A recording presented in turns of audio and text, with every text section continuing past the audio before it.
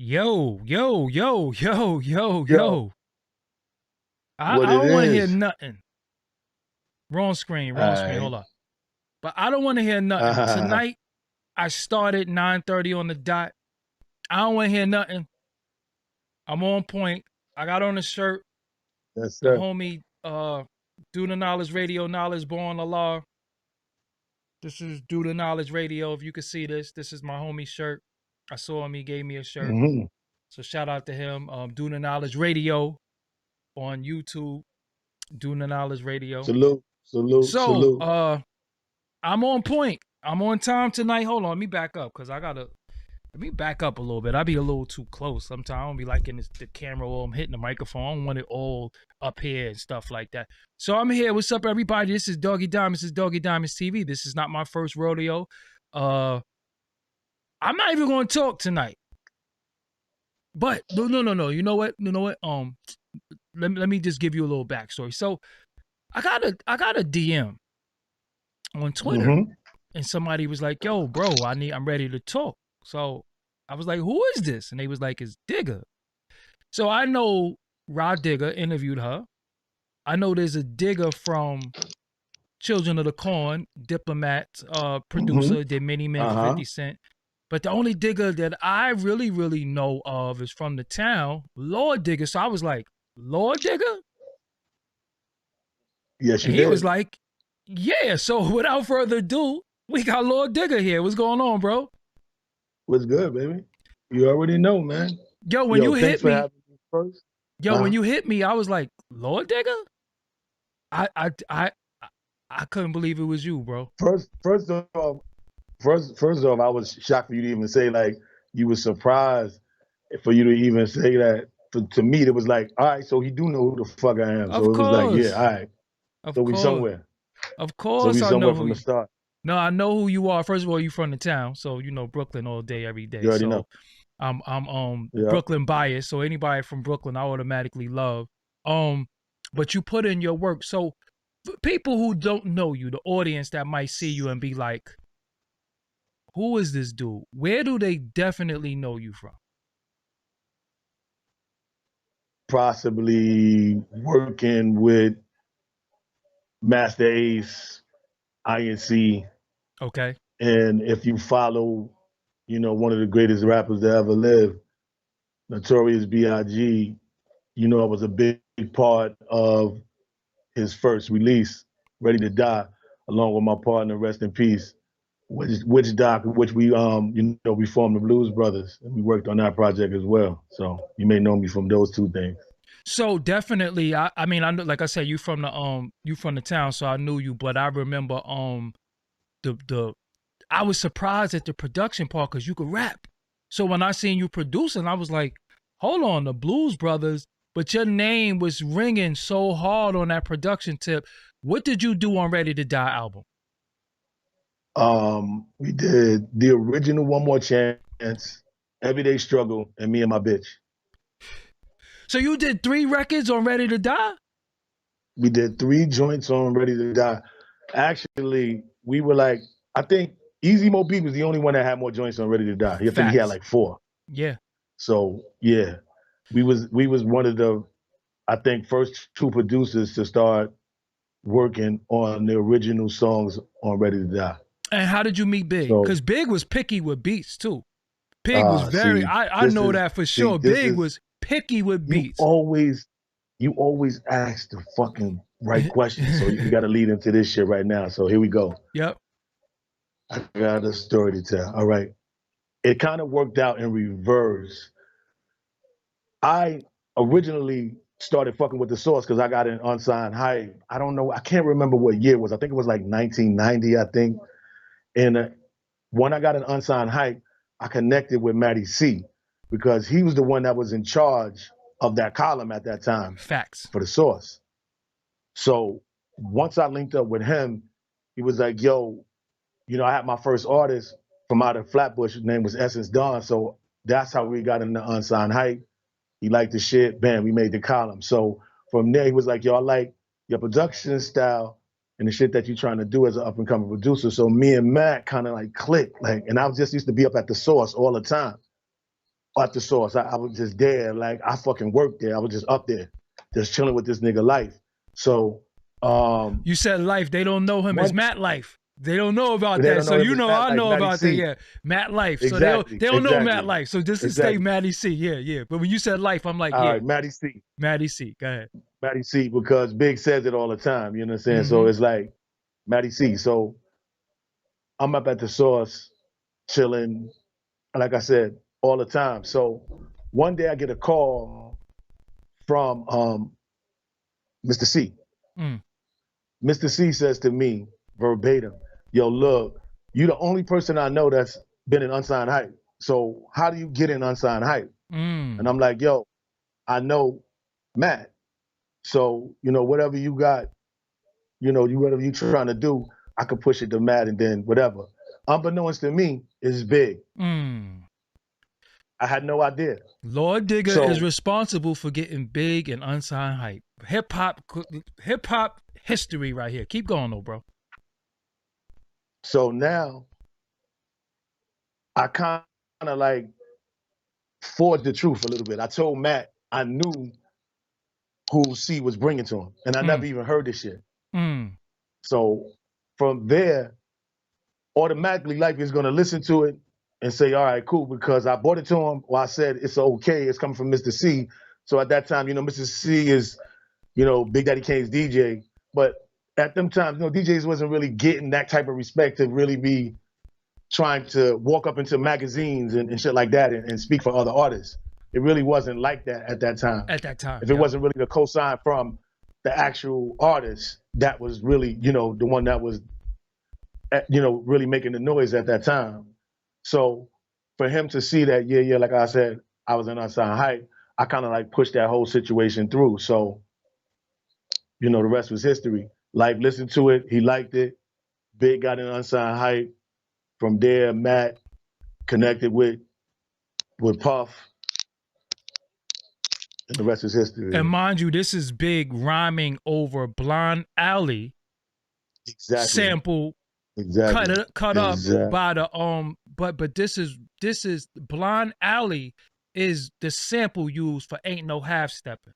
Half Stepping. Yeah, so for the producers out there, if you look up Blind Alley, it's and it's by a known female group. I'm not giving you everything, but it's called Blind Alley. No, so he rhymed over that.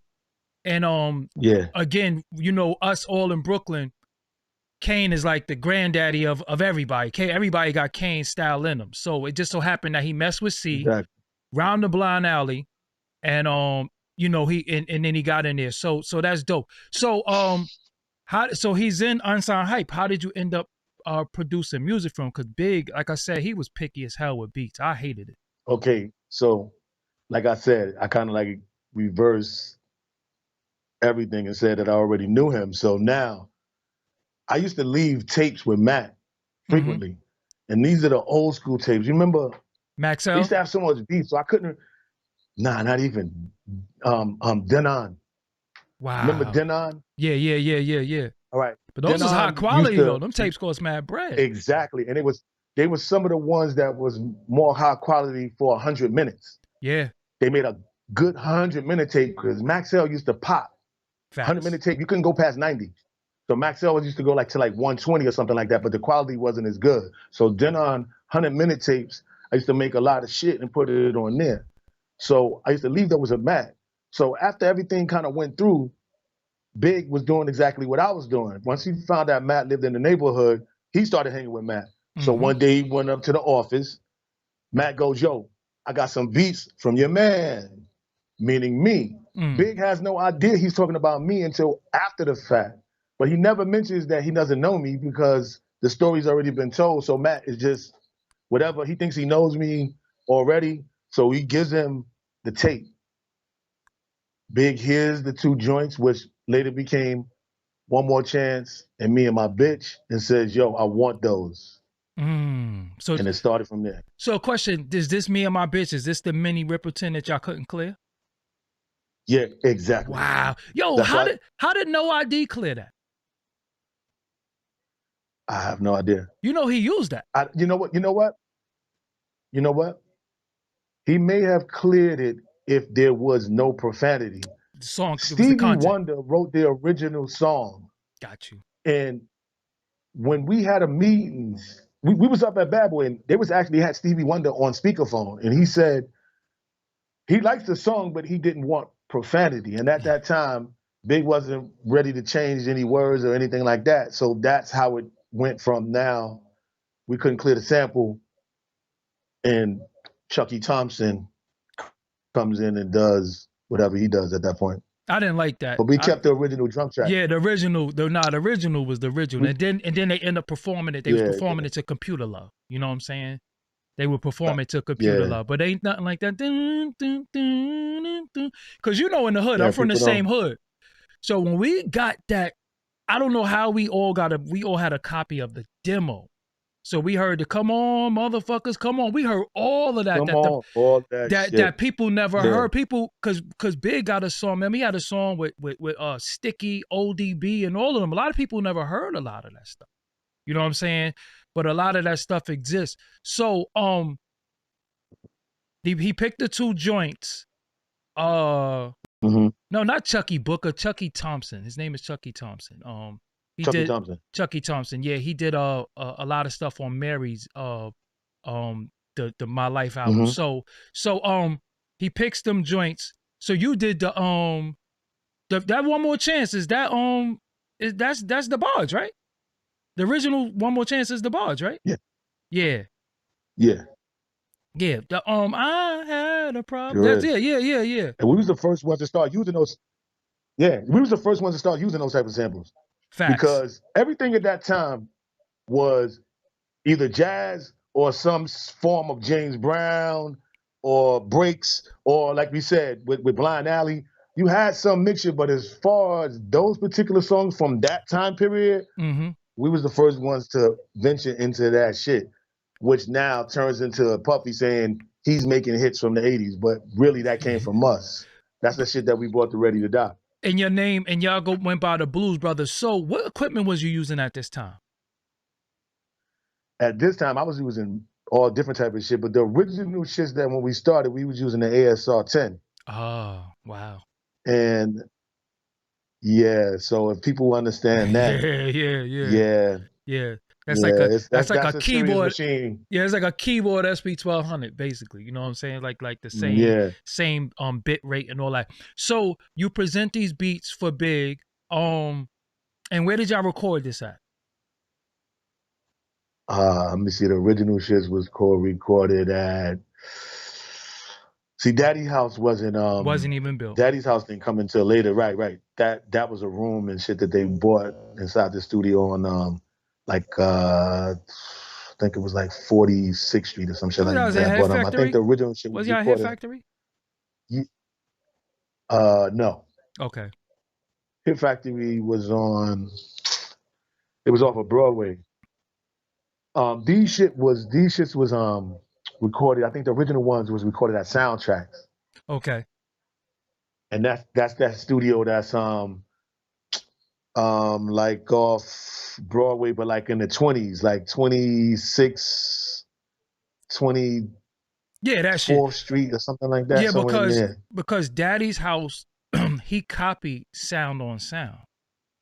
He copied Sound on Sound equipment. That's where he used to work in Sound on Sound, and then everything they had in there, he put it in Daddy's house. So okay, you do these songs. What was your rate back then for production? Because I remember standard rate for production was $4,000 a track. What was your rate? Yep, for hip hop, it was 4,000, and that was high end. If you got $4,000, you got paid. It was you got paid. Yeah, so I want all the people to know back then, producers, the standard rate for hip hop was $4,000 a beat. I think Easy Mo Big got paid $4,000 for some of them beats. So what was y'all rate? Our rate at that time was $3,000. $3,000. Okay. $3,000. Right. Okay. Right. So you gotta realize we are just not working our way through. So, and the thing about it is we got more. For each track, we got 3,500. Mm-hmm. And you get 3 placements. Right. 3 placements. So we got 30. We got 3,500 plus, I think, a point a track, Mm. something like that, or a half a point. I'm not really sure. I got the original paperwork. I'll go look it up. I got it right here somewhere in here. BMI shit too. I don't know if the points is there, but I know the percentages and all that shit. Even the shit that this nigga, yo, oh man, So let me ask you wow. something. So all right, we had so many uh Ready to Die reissues, remasters, Netflix documentaries, movies. Why have you been contacted to participate in anything? All right. Like I said, you always be asking the questions that may it be fueling me sometimes. Yo, look, documentary. We started filming a documentary for something that just released. March 1st. I got a story to tell. All Mm. right. Originally, the people from Netflix and whoever was originally filming the documentary, and a lot of this footage was from my sister Dream Hampton. Shout out to Dream Hampton.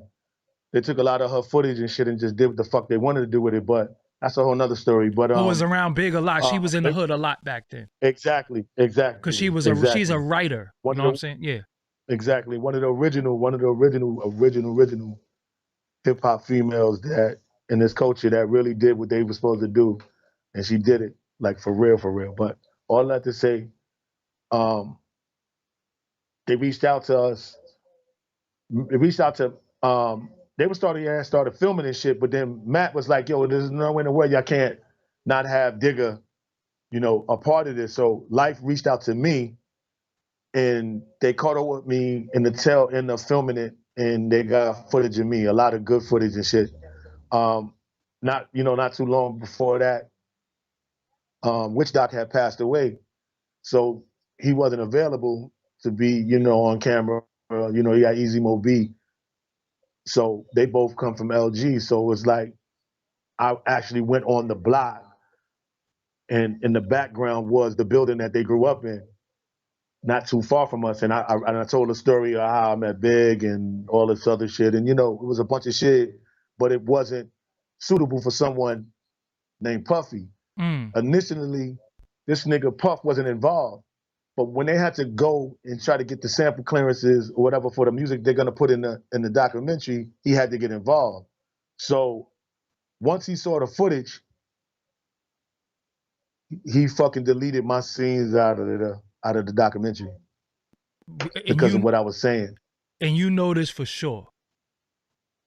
I noticed for sure because he Why? wasn't involved at first. Why There did was no he Puffy involved. why did he delete your You scenes? already know why, because I'm not. If you're not praising Sean Combs, you understand? Everybody gotta salute Sean Puffy Combs, and if you're not praising him and saying he's the best and all this other bullshit, then that's not gonna be heard. But He but but had I full control over shit after they asked him for the sample clearances. but you did 3 songs on the album. No respect for me. No respect for me on some real sucker shit. That's some real sucker shit, dog. And your partner That's passed some real away. sucker shit, like on some real like. And my partner passed away. They don't even let me even tell us. Like we was the first. Easy Mo B and us. We was the first 3 producers working on the album. Facts. I tell you no lie. And I know Lord I Finesse tell came in you at no the lie. tail end, and then We Trackmaster's was the case. first 3. Let me tell you something. We was the I first 3. Let me tell you something, bro. I used to be around Trackmasters all the time. That's who I come from, right? Right, I And know. and I had Big. We from the same hood. I used to tell him, yo, it's this dude in my hood named Fat Chris. We call him Biggie Smalls. He nice. They was like, yo, we don't want no rappers. We not looking for no rapper.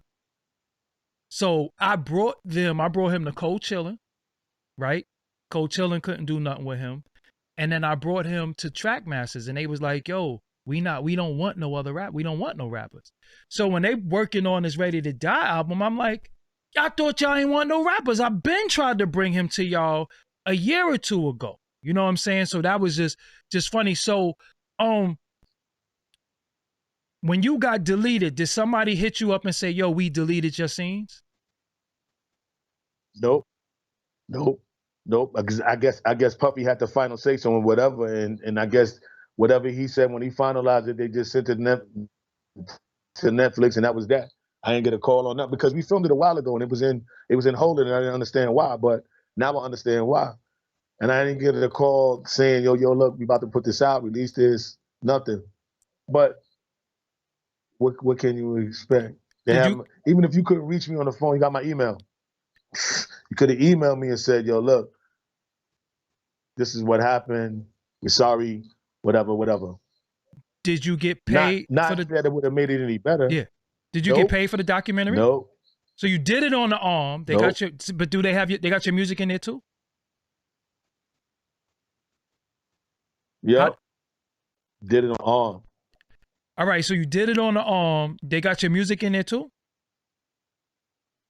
Nah, I don't think it's in there. I don't think it's in there. So when they do One More Chance remix, so. when they do One More Chance remix, you get a check for that too, though, right? How does that work? Yeah. Because it's a single now, but it's your originally. I don't know that they get a check for that. I think they got paid one time for one-time remix. I don't think they get a check for that because we are the original title holders to the song. So the song title never changed. So once the song title never changes, you just add remix and parentheses. That doesn't really matter. The song title is still registered under Blues Brothers. So when those spins remix, even though it's a different track, it's still titled One More Chance. So we receive the royalties for those spins. So take me somewhere. Y'all do Ready to Die. Y'all got standout songs. Why wasn't y'all on Life After Death? Why didn't y'all work with Biggie anymore? Good story. Good question. Good question. See what I told you about your questions. I'm the king. This motherfucker right here. I'm the king. Y'all niggas need to salute this nigga right here. This is why he calls he's the fuck. This is why he's the fucking king. And fuck with this guy, yo. Yeah. Yo. True story. So I lost contact with Big for a minute, and I get his math back, and I hit him up. And it's not too long after he had moved out to Jersey, and not too long before his passing. So I'm talking to him or whatever, and he's like, I'm out here. I need you to link up with Puff at Daddy's house and give him the tape so he can get it to me. So I'm like, all right, no problem. He said, go up there Saturday, give him the tape, make sure we get it, hit me and let me know that you gave it to him. I go over to Daddy's house. I give this nigga Puff the tape directly in his hand. He's standing at the board. I'll never forget the look. I'll never forget when I walked out. I gave him the tape and I turned. I said, yo, make sure Big get. I talked to him. He said, yo, leave this with you. You're going to get it to him. He said, all right, I'm going to get it to him. I turned and walked out. So you tell me what happened. You think you got the tape? Of course not. Listen, Puff wanted to sign us as hitmen. Like he did everybody. Yep. And if you didn't sign as a hitman, and if you ain't signed as a hitman, you was out. You wasn't doing no production over there no more. That was that because he did it to Moby. So that's why we got cut. That's why we got cut for the second album. This nigga went through the lengths of even trying to reach out to one of my high school football teammates to reach out to me that was working in his restaurant as one of his managers. Me up. Well, at the time, I don't even think he had the rest. He was working with him at some point after the fact, but he was working with him in some fashion. I don't know how it worked, but he hit me up and was like, yo, Puff is trying to sign y'all, da-da-da. Even down to the lawyer, Ken Marsalis hit me up. Yo, look, we want you to come down to the office and talk about joining. What? Wasn't doing none of that shit. None of it. Fuck you, nigga. So from then, There you go. You was a marked We don't man. we don't make we don't make it in life after death. That's it. We don't make it on life after death. So at this time he's actually Do. you produced the beat and he would actually put his name on it too at this time too, right? Because I knew he was doing that to a lot of people. Uh, damn. I feel like just going to go get the paperwork out of my book bag and just show you how this nigga took, what percentages he took, what he did, what he gave Chucky Thompson. I'm like, how Chucky Thompson getting fucking percentages? All he did was just come in like a outside musician to just play something. He Yeah, didn't produce the original track. He didn't come up that like, yeah, because that's called fuck is that? he's a session just not even a producer. He's just a session artist. You know what I'm saying? It's like Right. it's like if somebody come in and play the tambourine, unless he's somebody that's known, you don't be like they don't really get credit. You know what I'm saying? So Right. they took Puff took percentage of your shit. He put his name on your shit as a producer. Yeah. Well, he put it on our production. Puffy Combs, Chucky Thompson, R. Ellis, and Glover. Our total percentages for some songs, them shits is like, yo, like 23%, bro. Nah, y'all supposed to get 30%, 50. 33%. Y'all supposed to get 50 of Exactly. So where the rest of that shit at? Where's the rest of that shit at? In yeah. Puffy pocket. He's saying due to we had to clear samples, instead of paying money, he used the publishing, give them the publishing points. But who's whatever, publishing though? Because I'm pretty sure he got his publishing. At that time, it was Janice Combs publishing and Justin Combs. Right. Exactly. He's using ours. Wow. He gave ours up. I think he gave Chucky Thompson some too. Of y'all publishing? If I'm not mistaken. Wow. So where else did it go? If he didn't take it all, if he didn't take the remainder, one of the songs, bro, I swear to you, I think we got like 16.6%, bro. Where's the other 34%, bro? Where's that at? Yeah, because y'all get 50 as a producer. If it's supposed to be 50. Yeah. Right. So where's the other 34.4%? What's going on, bro? Real quick, I got 1,000 people. Time, I got 1,000 people in the room watching. It's only 200 likes. Come on, y'all got to do better. Hit that like button, please. Go ahead, Digga. At that time. So I'm like, yo, what the fuck is that shit? But at that time, we didn't have our own lawyer either. We was using Master Ace's lawyer. Ooh. So he wasn't in our best benefit. So those contracts or whatever was read over and skimmed over, and it wasn't, you know what I'm saying? It was like he was doing us a favor. That was Ace's lawyer. I didn't get my own we didn't get our own lawyer until after I started dealing with Big B. And that's when I brought Scott Felcher on board. But yeah, so we didn't have our own lawyer. So those contracts was already suspect. Looking over papers and shit. This nigga was like, whatever. So when the last time you seen him when you gave him the tape? Puffy, that's the last time you seen him was when you gave him the tape? So did you never not speak to Big? So you never spoke to Big again after that? I talked to Big one more time. I told him I gave him the tape. Mm-hmm. And after that, I called the number.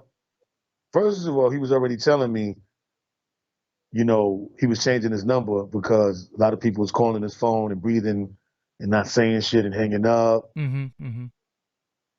The same shit that he was saying in the interview for like niggas is yeah. after him and shit like that. So he was already changing his number. So after I talked to him that last time I said we gave him the tape, I called him back again to see if he got it. Number gone. Not too long after that, Big is gone.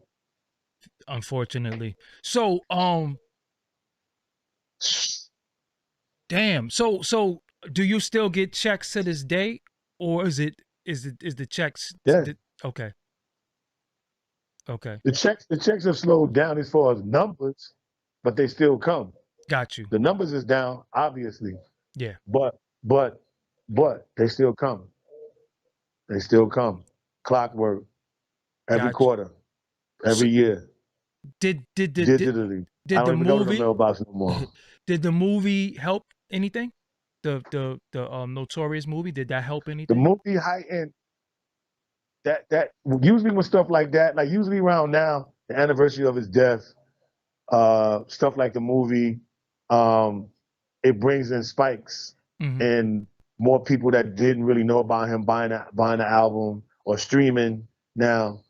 And you can see that too. It reflects overseas. It reflects on your statement. You can see some of that stuff because I pretty much know how much per quarter You average, and then I'm you can say, getting. yeah, yeah. You average. Yeah. But you're not getting what you should be getting because the No, pub wasn't no. okay. It should be way more. It should be way more. It should be Crazy, way more. crazy. So, But go ahead, go ahead. we about to look into all of that. Oh yeah, you Nah, know, so we about to look into all of that though. I got somebody too that can help you. Definitely. But but Yo, let's look into all. yeah, yeah, yeah. So uh what else did you produce around that time though? Because I knew you for that, but y'all did a lot of stuff. Who else y'all produced for? Um, well, let's get into that. I was in the group with Master Ace. Yes. So the INC, Master Ace Incorporated, um, that's where we basically got a lot of music done working with an artist that was established already. Yes. So, we worked on the Slaughterhouse album. I don't even know how many songs we had, but not only did we produced, I also Rapped. was probably like on every song as far as like a vocalist or whatever you want to say. This motherfucker Ace called me a character on his album. I don't even know how that even came about, but yeah. An artist up and coming. I was probably like on mostly every motherfucking song. If it wasn't produced by us, I was on it vocally. So So now you get a we did a different lot of that percentage though, shit. right? But you get a different percentage supposedly because now you get 50% of the production and you get uh pub off Yeah. as a writer. Let's talk about that. How did that go? Master Ace, Master Ace, whom I've known, this nigga went to the same high school as me, but he was like 3 years ahead of me. Mm-hmm. He known me since, we was young. I never came to this nigga for nothing, bro. Like I never said, yo, look, put me on. I got talent. I never came to him with nothing to offer. You understand? Like by the time we was connected, he already saw that I was doing music way before even connecting with him. With my bro from my neighborhood named Big Ezo. Ezo was a DJ for Nikki D. Mm. And he also was a Superman down with Clark Kent. Yes, He was down yes. with Superman. So Mm-hmm. I was doing demos with him early, long before I even got to Ace. So not asking him for studio time, not asking him for none of that shit. It was already whatever. So eventually we started working together because we had the tracks. So now he sees what I'm doing vocally as well. Come on, like, are you serious? Like, I wasn't even supposed to be on Saturday Night Live, bro. Mm.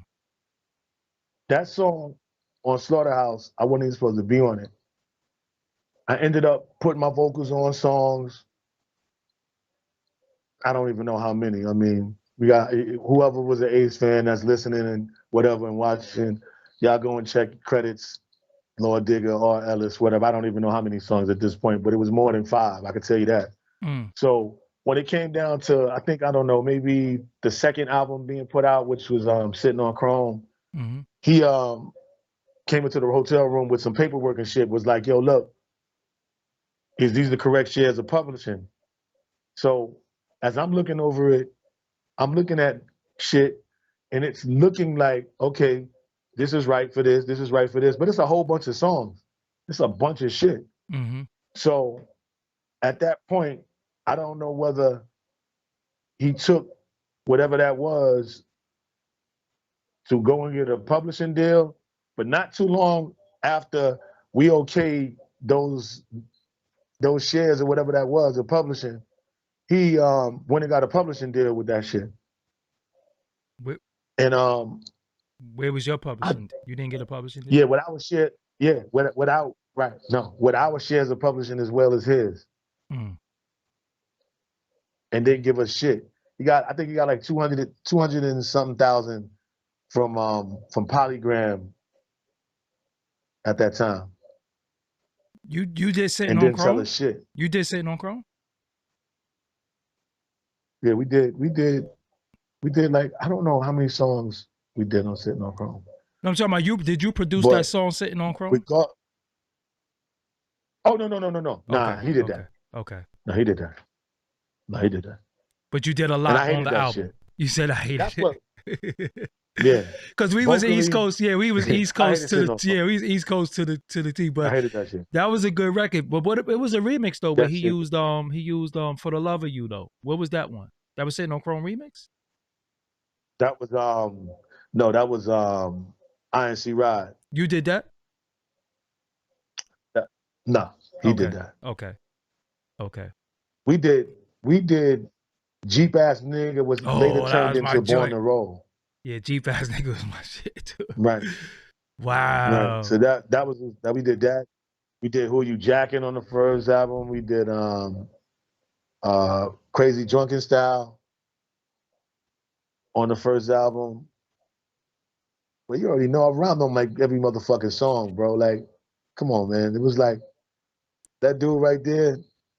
While we on this topic, we got a lot of mutual friends and we went to high school together. So this nigga literally was telling motherfuckers that I got a deal and didn't give him no money. All right, let's correct that right now. Mm-hmm. What actually happened was I had signed a production deal with Ace in order to produce songs to eventually get me a deal. Mm-hmm. So my first offer came from Loud Records. That offer came while I was under contract with Ace still. Mm-hmm. Right? Okay, cool. No other offers came in within the time frame of when the contract was dated for, which I think it was like 6 months or something like that. So contract expired. I had put out some records with Orlando again, who was like the A&R at Delicious Vinyl. He had a label called Southpaw, and he had some other stuff that he was doing with Brass. It was like a jazz label. And I put out some records with him. One of them was called Sex, and another one was I Got the Jazz, some shit. I Whip a Rapper's Ass or some shit like that. He put it out on the Brass label. He was also a part of, releasing the Brand New Heavies, which was a group that was over there. Mm-hmm. Make a long story short. So Reef, Rob Tulo, who was a part of Rob Sulo, who was a part of the Source magazine as well. Him and Maddie was like this. Exactly. So this is how you know what I'm telling you is there's no lies detected here. Mm-hmm. Nobody would know these things. If I'm not, the things that I'm saying right now, this is not just regular shit. The regular rap fans will just know a name. You won't know the name. Mm-hmm. I don't even want to get into it here. So now Rob gets the job over at Big Beat. He was there for a minute, but now he's top dog over there. Mm-hmm. He's under Craig Cowman. So you already know. Big Beat Atlantic. He has power. So Big Beat Atlantic. It's Big Beat Atlantic. Big Beat Atlantic. Say that. Yes. What? Junior Mafia? Facts. Fat Joe? Yes. Mad Skills? Mm-hmm. You had over there? All that to say, I see him at a strip club. Let's see if you know this. Flatbush Avenue Extension. Right past the McDonald's. Mm-hmm. Right before you get to the bridge, on the right-hand side, there's a little door. You'll walk right past it if you don't know what's going on. Facts. I know exactly what you're talking Strip about. Club, By Prince. By the gas station in Prince right there. Yep. So now I go in there. Who's in there? Reef. Reef is inside. I'm inside. He's like, what you doing there? You already know what I'm in here for. Let's get it. We get 2 drinks. He goes, yo, what you doing with your career? I'm like, yo, I'm trying to get signed. I may have something for you. Mm. Come see me. I go and have a meeting with him. He lays it out for me. He says, yo, I want to sign you. Let's rewind. I'm no longer under contract with Ace. Mm. Contract is done. If you're playing sports, your contract is done. I'm an unrestricted free agent, not restricted, unrestricted. So I have no restrictions. I can go whatever the fuck I want. Contract is up. I owe nobody anything. My obligation is up. No deal was obtained within the contract time period to make it simple for people. Mm-hmm. Now Big B comes and offers me a deal. I have now, like I said, I had to get my own lawyer, so that's what I obtained. Scott Felcher, I brought him on board, and he happens to be what? Tight with Craig Howman. So you already know what happens here. This was done in weeks, not months, no negotiation. It was like, I'd say like 2.5 weeks, my contract was done. Your man Master Ace wants to go and tell our mutual friends that I got a deal and didn't give him any money. Why would you be Nigga, giving him money? Ignorant? But why would you be giving him money anyway, though? I'm confused. Yo, because under the contract, it was stated as a production deal, I would be getting signed with his production company onto a label because I was signed under his contract. So hold on. I think that's really hold on 1 second, Digga. I think that's really Paula Perry. If that is, unhide Paula Perry. If that's Paula Perry, unhide her. Let her speak in the chat room. Go ahead, Digga. They hid. She said something and they hit her, but I think they thought it was talking about you. Yeah. Go ahead though. Oh no. Let Paula in. Yeah, that's what I'm saying. Let her speak. Let her. So with that being said, he's telling people, look, I owe him money and I shitted on him and I stabbed him in the back. Mind you, you already went and got a publishing deal, and then with our shares of publishing as well, and you didn't give us not one dime, bro. You shitted on me and Norm. You shitted on me, and I knew you since like 1984, nigga. I was still like I was a teenager, bro. Damn, 84. Like my nigga, like I couldn't even come serious? outside. I couldn't even come. Like, yeah. Yo, like 84. I'm like, oh, where was like, I in 84? Are you serious, like, my nigga? I was like, yeah, wow.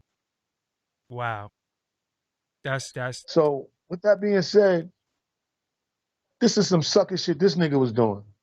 And I'm like, it's not even like I just came and sat around and nigga, I contributed, my nigga.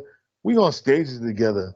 You up here jumping on my back on stages, my nigga, rhyming and shit like this. And this is the shit that you do now because you feel that I owe you something. If we was in the streets, my nigga, and we was hustling and you felt, yo, I took something from you. Oh, I'm hustling on your corner and I'm stopping your sales. There's one or two things gonna happen. You know I don't owe you shit, my nigga.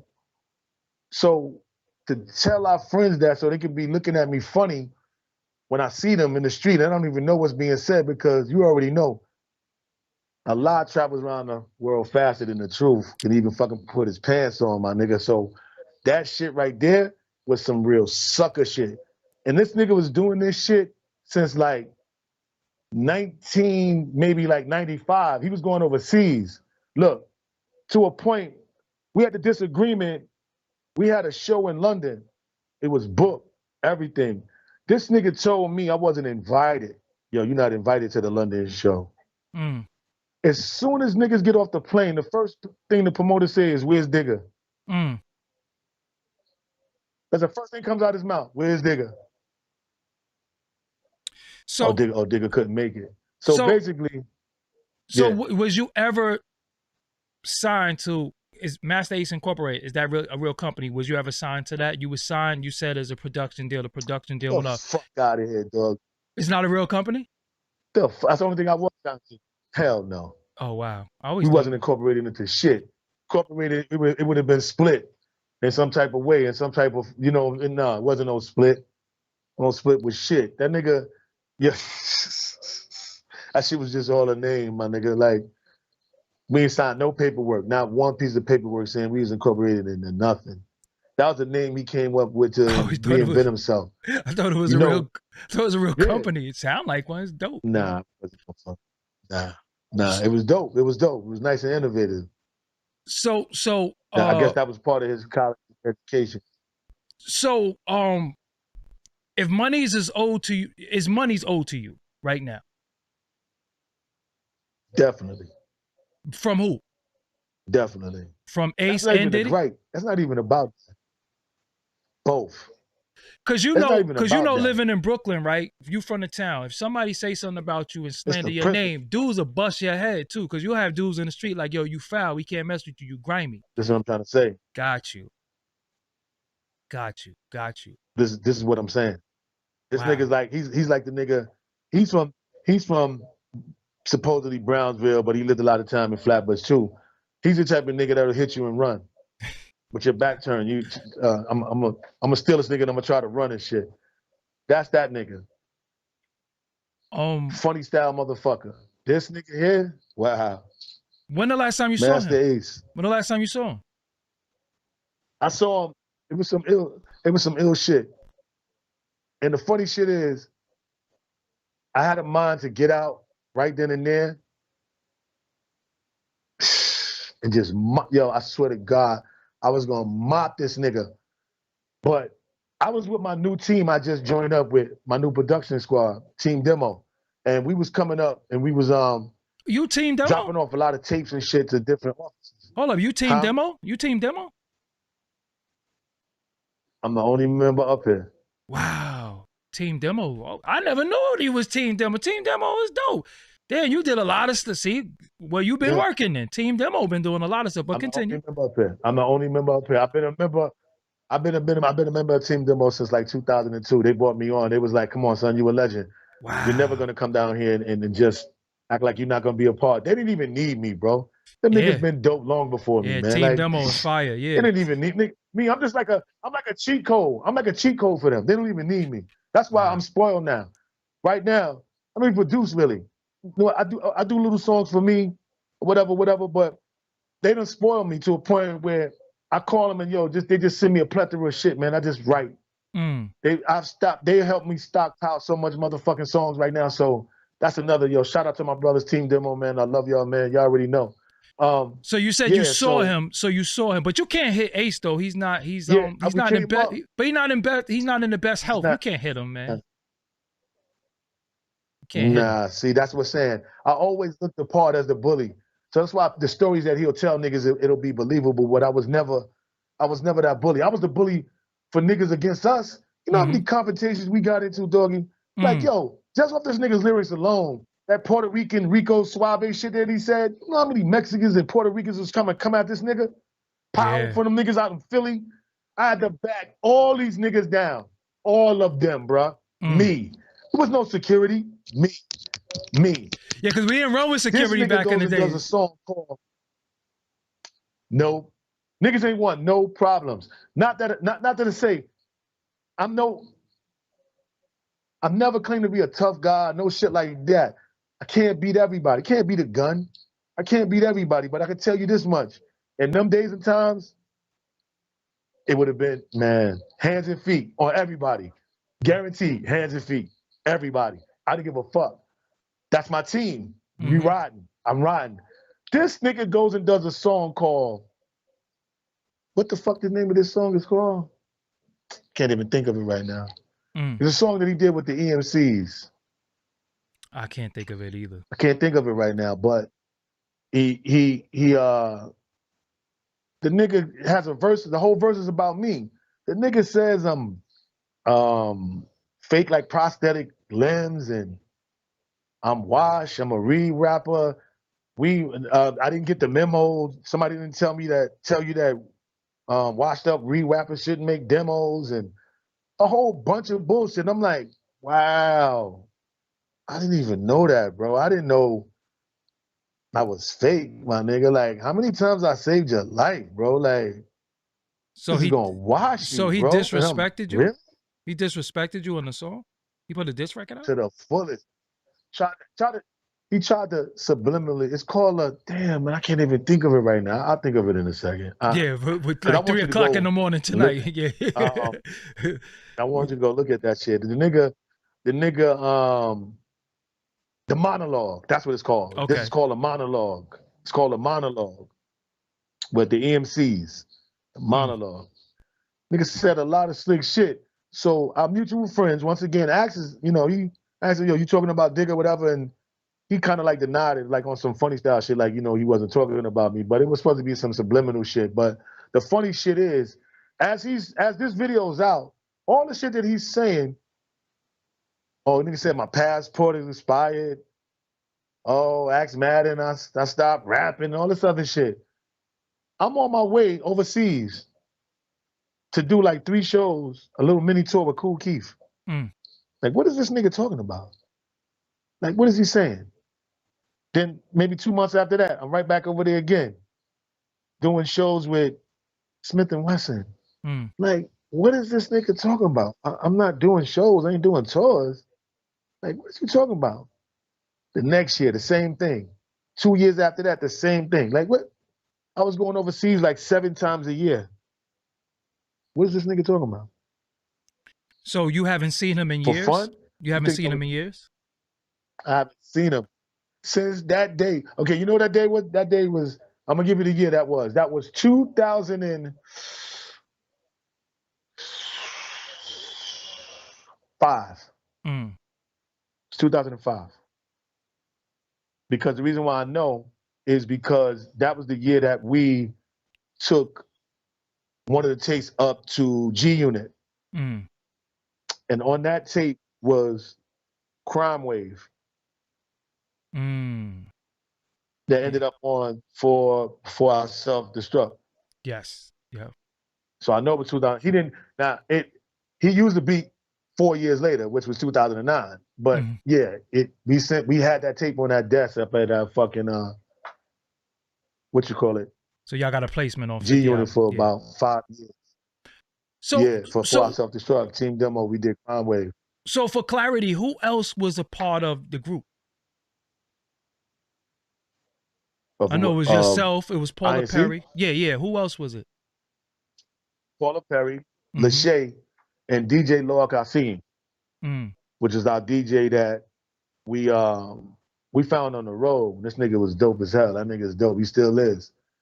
Um, we found him on the road and shit, and we added him to the team. So it was 2 girls, 3 guys, basically. Lachey was supposedly was supposed to be Ashanti, which we already know, Murder Inc.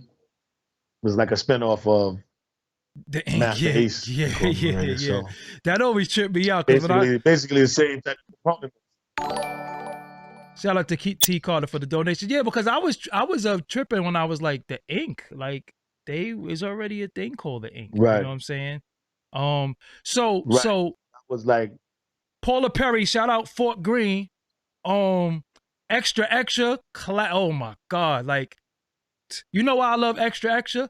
I know where that sample come from, Fort right? Knox. Yeah, And I didn't know what to do with that right. sample. So when I heard what Primo did with it, I was like, you motherfucker. I wouldn't have never thought to do that. But shout out to Fort Greene. Shout Right. out to Paula Primo. Perry. You know what I'm saying? That was, oh my God. Fort Knox. I'm about to go listen to that Double after P. this. What up, brother? So Extra, extra. yeah, yo, I'm telling you, I had that sample because When I went it's a overseas, dope they was horn in banging it that too. shit. It's a dope horn in that Yeah. sample too. But that's what I went to. I went to the horn. But the way he chopped that, I was like, damn, man, I didn't really know. Paula Perry was like one of the first female MCs that was supposed to have came out in that new wave of females, the Foxies, the Kims. Before Nicki and all, Paula Perry was there right there. Yeah. You know what I'm saying? What happened? Like, why didn't Right. it work?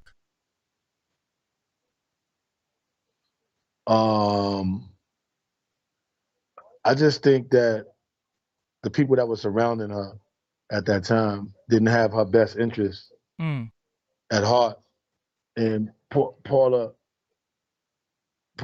wanted to get all she cared about is making her music. mm. So her not paying attention to the people that's around her that's not guiding her in the right direction, which you know that shit happens to a lot of females. Mm, You already know. That's why there's only so many of them that ever made it. Like made it, made it. We know a yeah, lot of names, but there's only so many of them that made it, made it. facts. So with that being said, the people in her corner late, she had her baby father, Q45. That was the only bright spot after, she had started working on her album and stuff like that. Q helped her a lot. So, you know, but outside of that, he had no control of the other shit, Ace, Mr. C. I think Hold at up. that time, I don't know if Nikki D was managing her and all that, but Yeah, cause at this time, I was rooting for her because she's from Brooklyn. She's from the yeah, town. She's from the fort, and I don't really like colorism too much, but she's a dark skinned female that could rap. So I'm like, yeah, right. this is Before gonna be Remy, yeah. before any Yeah, of that group of, yeah, she before was any of that. first. So I was like, okay, because when I look, I seen Fort Greene Park. I'm like, oh shit, she from the town. You know what I'm saying? And I always thought she was gonna make it because then the biggest non song that came out of there was Fulton Street, right? Because I remember Fulton Street too. That I used to rock because I'm from Fulton Street. I'm from Fulton and Way. Fulton Street was that a big song? My wife kind of like it, but He said my I wife. didn't. Okay, I'm not. Yeah, All my right, wife kind of like let's it. get in. Okay, let's get into Fulton Street. Okay, I mean, but that was okay. Master Ace ended up marrying Lachey. okay. Now, this is all after the fact that he told us not to fuck with no girls in the group because they're like our sisters. So they was in a relationship in the latter part of us being in the INC, and we didn't know. Mm. So a lot of decisions was being made between them two before it even got to the group. So they was like Ike and Tina Turner, but Oh, running a group, unbeknownst to us. So, this nigga basically lied and said, yo, that relationship formed after. That shit didn't form after because she was in a relationship at the time with one of MC Light dancers, which was Leg One. wow. You took it So, leg one and leg two. Whoa, this is hip. I love these hip hop talks. But go ahead though. so, so at that time, it was like a real good cover up, not knowing that these two was trying to be in some type of fucking secret relationship shit after he told us not to fucking, not to fuck with the girls in the group. And he tried to fuck with Paula too on some slick shit because this nigga actually took Paula from basically the group. It was really my nigga Pop that brought Paula on the block. And he basically came through with the Master Ace shit, like, because he the one with the deal and he got a little whatever fucking paper from Cold Chillin'. Mm-hmm. So that's basically how he wrote Paula in. Mm. Because, they really have no means of putting Paula in no placements. They could record her, they could do that, but they had nowhere to take it from there.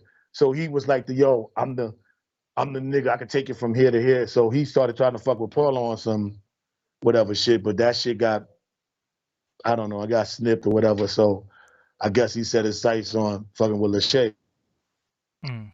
And that whole situation, man, that Fulton Street song was like, I think he wrote a lot of it, if not all of it. But, she didn't really, I don't know, man. I don't know about her talent. Like, if she was supposed to be what Ashanti was supposed to be, she had a long ways to go. Mm. And if you look, you listen to how Ashanti, they put the record together for Ashanti, I don't think she would ever reach that peak. I mean, I'm just being honest. Mm. No hater shade. And that's his wife, but, whatever. Yeah, I don't want to talk So about whoever no. like Fulton Street, I I mean, don't I want to talk guess. about the women. I like Fulton Street because it was she was on Fulton. I'm sorry. She's on Fulton and Franklin. She was in the hood. I'm like, yo, Fulton Street. This is Mm-hmm. what we rep. You know what I'm saying? So is there a dollar amount that's owed to you, or is it something that you have to look into and go through the paperwork? I'll have to go through some of the paperwork, especially for the big shit. But I'm gonna say roughly, it could probably be in the upwards about 300, 300,000 300. Yeah. from Diddy or Mm-hmm. Ace. Okay. Nah, Diddy. Okay. It could be more, but through Ace, I don't. I'm not really sure. I would have to look and see. I have to go through everything with him because he was doing a lot of bullshit. Like the nigga, our DJ produced a joint. This nigga Ace wanted to change the hi-hat. The nigga changes the hi-hat and then takes co-production for the song. Sound like your man. No, So sound like Puff. automatically, that's half the money. Sound like Puff. Sound like shit Puff was doing. Automatically. Facts. Exactly. Wow. These niggas got graduated from the same fucking school. Wow. So that's what this nigga was doing. Cut niggas' money in half. I'm like, what the fuck is that, my nigga? Like, really, my nigga? When I was doing production, dudes would be like, yo, put an 80 in that. I'm not listening to you. I'm not listening to nothing that you tell me to do because you're going to try to get production skills. I remember Easy Mo B used to tell me that. He used to be like, yo, don't let nobody name go before yours. Watch where they put your name. All of that meant something. And you know, he taught me a lot of lessons coming up. He was just like, yo, even in when you get the credits, your name, if you did it, your name go first. You know what I'm saying? Don't let nobody put their name. It shouldn't be, ain't no alphabetical order. You know what I'm saying? Ain't no alphabetical order. It don't go like that. It should not. Yeah. So it don't go like that. What other groups you worked with? Shit. Remixes. All right, we can start with a classic tale. We did the remix for Brooklyn Zoo. So Blues Brothers was one of the first producers to work with any Wu-Tang artist that wasn't a part of Wu-Tang Productions or anything of that nature. So for us to get that shit, that was probably one of the next biggest things outside of working with Big, which was probably the biggest shit in my career, no pun intended. Mm-hmm. To get that Brooklyn Zoo remix, yeah, that was big. Just we did remixes for, I don't know if people remember a reggae artist called Tyga. Of course. Him and Q-Tip had a song back in the days called Who Planned It. Yes. We did a remix for that. Worked with, this group. I was just showing my wife and shit. Mystidious Misfits, we did like 2 joints for them. Which joint you did? Because I was just talking to Khadija. I just interviewed Khadija and she was on the Upside Down song. Exactly. That's the you song did I that? did. Yeah, we did the Upside Down shit with fucking with the Diana Ross sample. Whoa. Look how, it's 6 degrees of separation for all us. And because Rubber Band is from Brooklyn too. That's my people. Yeah, they was all, and even Mushmouth is from White Corp. Yeah, listen, those my niggas. Wow. I love them niggas, yo. Listen, they listen, because it was a lot of bread going through that system. Facts. That Sony system, yeah. It was a lot. That Sony system. That Sony system was good money, yeah. That was good money. So that right there for those remixes, I got like at least 20 racks.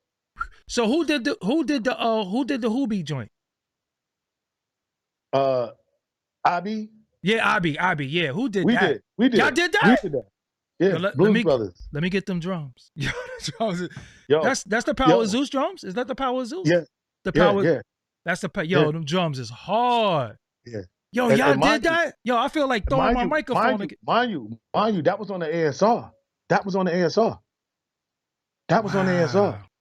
That's why that sample sounds like, on the ASR, they got that frequency where we could, that when we trying to fucking filter, the ASR has the best filter.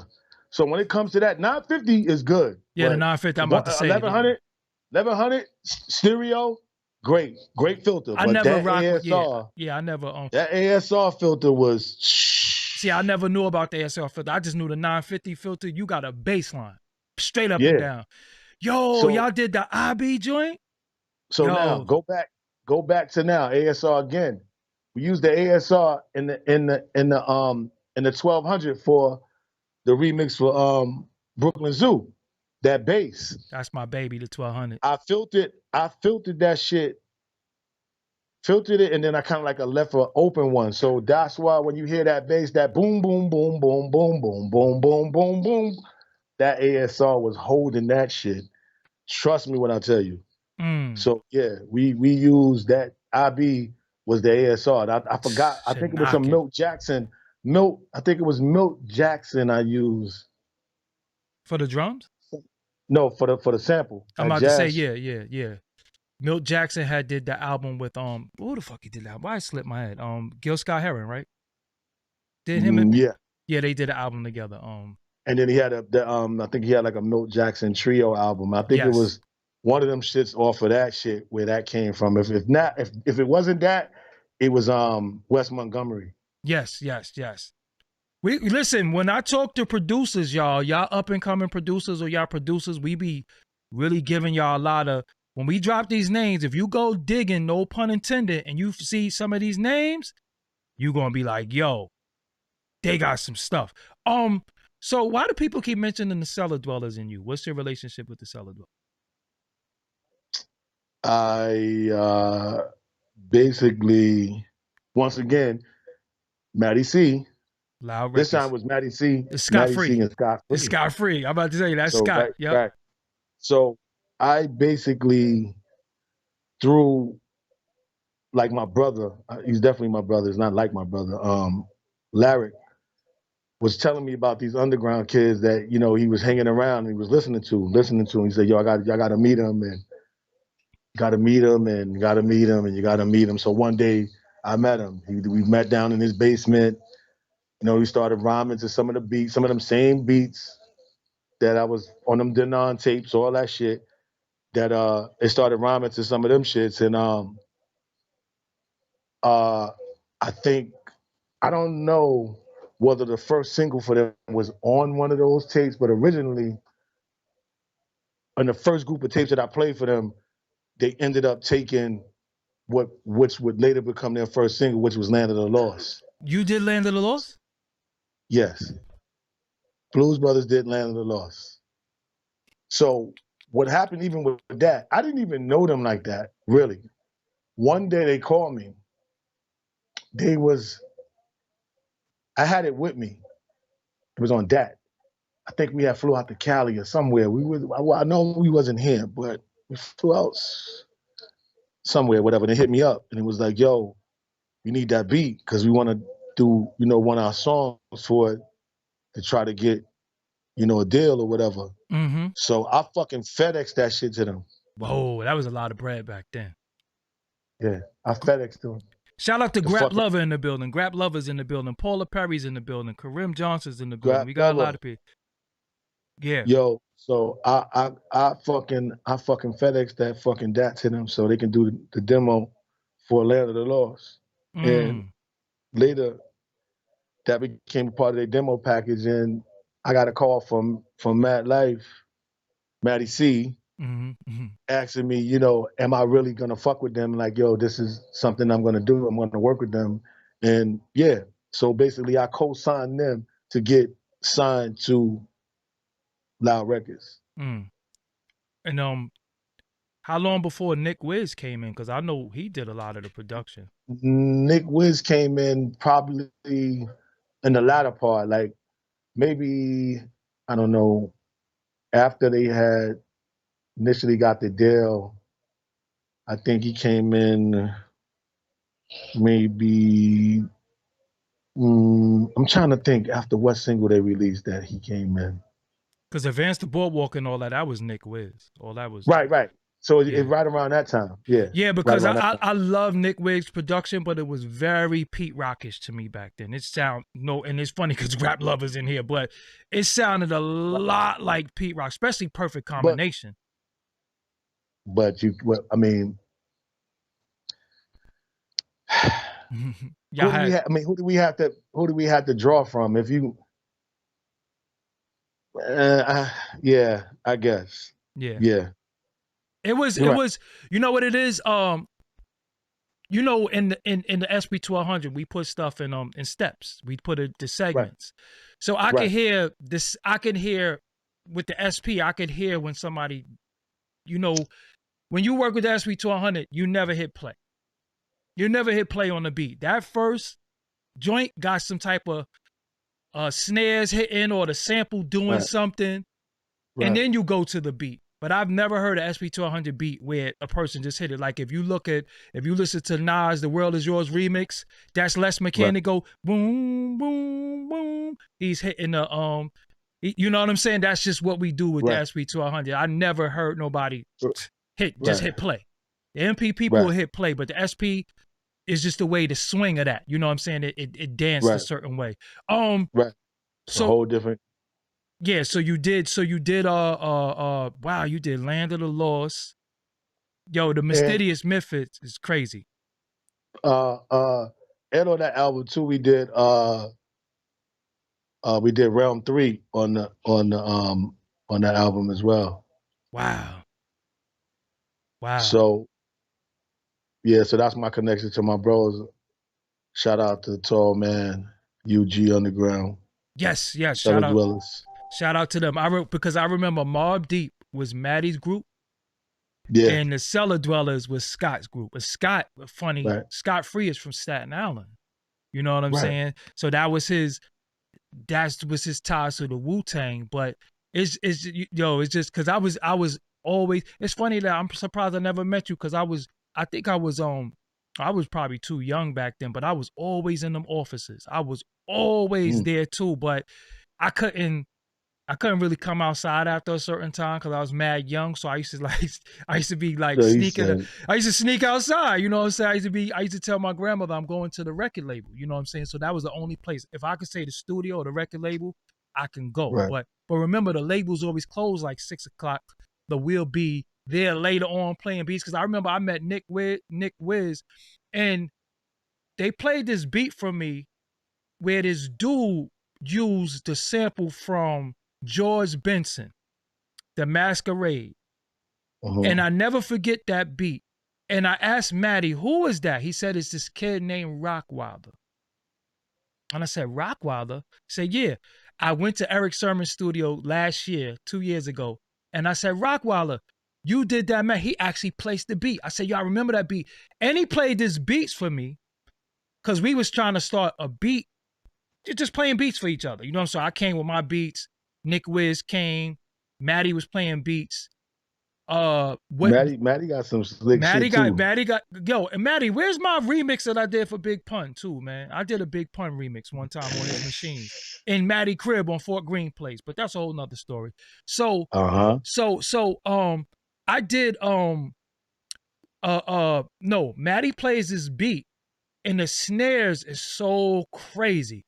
So I said, who did that? He said, it's this kid named JD that's under Q-Tip.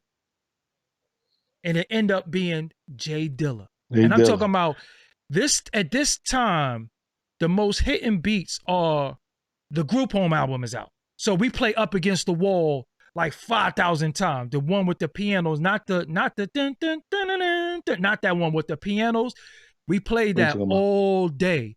And Nick Wiz was there. And I remember meeting Nick Wiz, you know what I'm saying? And I'm surprised you wasn't because Scott Free was there. But this is after hours when the label closed. We went up there and we, dudes was in I there blowing it probably down.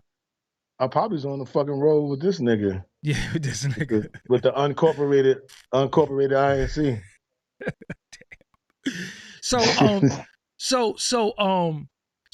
so right now, where's your deleted scenes from the documentary, from the Biggie documentary? I'm gonna have to reach out to them and see if I can get those. Got you. I need those because that was good footage, man. And they had us going to the studio. First, we went to the studio and I did a whole fucking shit just sitting there just talking as they asking me the questions inside the control room. That shit was like an hour. That was some good shit. Like, yo, wow, like Take wow. take me back to the studio sessions. I know I know Big, the way he recorded. What was like recording that? Because back then this was no flying vocals. There was no Nope. there's no emailing, No. none of that. How did No. how did that come about? What was Big's demeanor You didn't do. Y'all didn't do Back in the Days, right? No. Okay. Yeah. I think it was Easy Mo B. Nah, he didn't do Back in the Days. The drums wasn't So good who? enough. Back in the Days, that's a I ain't gonna say who sample it is, but yeah. Yeah, so Who did that shit? yeah, so what was the session like with Biggie? Take us back to the session. Um, what's the? I think we recorded. We didn't record. I think we recorded the tracks as soundtracks, and we recorded the other shit at damn man, fucking shit, man. Not the Tupac incident studio. The other one that's not too far off the block. I can't think of it right now. You had I'm Quad like over there. it. It wasn't Quad. That's the Not Platinum. No, Platinum it, is new. Platinum is new. no. It's right. It's where niggas we used to have to go out and have to smoke, like kind of like not on the roof, but outside of it a little bit, and you can see the other hotel shit. But It's that's right Quad. off of Foot. That's No, Quad. Quad is a little bit. Quad is a little bit inside Okay. the block. This one is up on the corner more. Okay. Quad is inside. You got to walk down the block to Quad. You know, Got you. Got you. and Quad is off to the left. This one is off to the left too, but it's more at the corner. And I think it's one block over from Quad. But whatever that studio was, we was in there. I can't think of it right now. But this first of all, this nigga, I took the train to come onto the block to leave with these niggas. We late to the session because this nigga got to go get them dime bags of skunk, them shits that look like 20 bags, which was dimes back then, from that fucking corner store. You know, the corner store was like the Gray Door, like a plant store. Like it was off to the right. I think it's not off Washington, but it was off to the right on Fulton. It was called the Gray Door. Trust me. Okay, there you go. It's called the Gray Gray Door. Door. It's for the Gray Door. There you go. See, you already know what I'm talking about. So it's my hood. Yep, it's called the Gray Door. See, you already know. It since has been gone. We're talking about 92, 93. Yeah. Yep, it's called the Gray Door though. 94. Yeah, the Gray Door. Yep. So we got to get that food. Then we up to the studio. This nigga is he's not even really in the room. As a matter of fact, I think before me and my bitch, he had walked out and went somewhere. We don't even know who he was. Mm-hmm. It was me, C's, Clep, all of us is in there just fucking smoking and eating, drinking. This nigga tells the engineer something, he starts playing the beat. Next thing I know, we just hear this nigga voice. The fucking vocal booth is dark. You can't you don't see nothing. Yeah. You just hear this nigga. Turn my headphones up. I didn't see no pad this time. I don't know what the fuck he did, but you already know. Yeah, because it used. I want to tell the audience it used to be a pad. That story is a little fabricated. I saw a pad. Right. I saw Biggie write. So a lot of time they say, "Oh, he didn't write nothing down." That's a little fabricated. He wrote. He did right. Thank you. This time I didn't see the pad. That's what I'm saying. I didn't see it, so I don't know if he had it in there with him, but it was no light, so I don't know what. Yeah, I seen him write. I just let them run with the story because it's a cool story. He right. But yeah, he wrote. Yeah, he fucking wrote. Of course he wrote. All the time. So all right, Me and My Bitch. Was you there for the recording of that? I was there for One More Chance. Me and My Bitch. No, Everyday Struggle. Was I there for that? No, I wasn't there for Everyday Struggle. I just laid the beat. I was there for all the track laying, but not for all the sessions. Only for One More Chance. All right, so Me and My Bitch. There's a line that I know in my hood. We love Richard Pryor. We love Richard Pryor. We listen to his. We love Richard Pryor. So I got it. I understand. Yeah, I already know where you're going. But you hear this line that say, "She looks so good out on her daddy's." What did you first think when you heard that? Mm-hmm. What did you think? You hear me? Mm-hmm. You hear me? It look like you froze. Yo? Uh, yeah, yeah. Yeah, He was when you breaking up. first You hear yeah, me? when you first hear this line from me and my bitch, what did you think? First of all, I was like, the balls for him to say that, and everybody not knowing, we know everybody not going to know about Richard Pryor and knowing Facts. that's where that came from. But for him to say it and say it on beat in this movie, how he tried to just slide that by. So Yeah, that's yeah, that's yeah, the yeah, part that yeah. was funny about it. Yeah. I was like, yo, you just really just slide that by like that? You look And so good sucking your daddy dick, bro. Like, yeah, really, my yeah, yeah, nigga? yeah, yeah, yeah. So another What thing was you thinking about? when you're recording all of this, where's Diddy at? Is he around?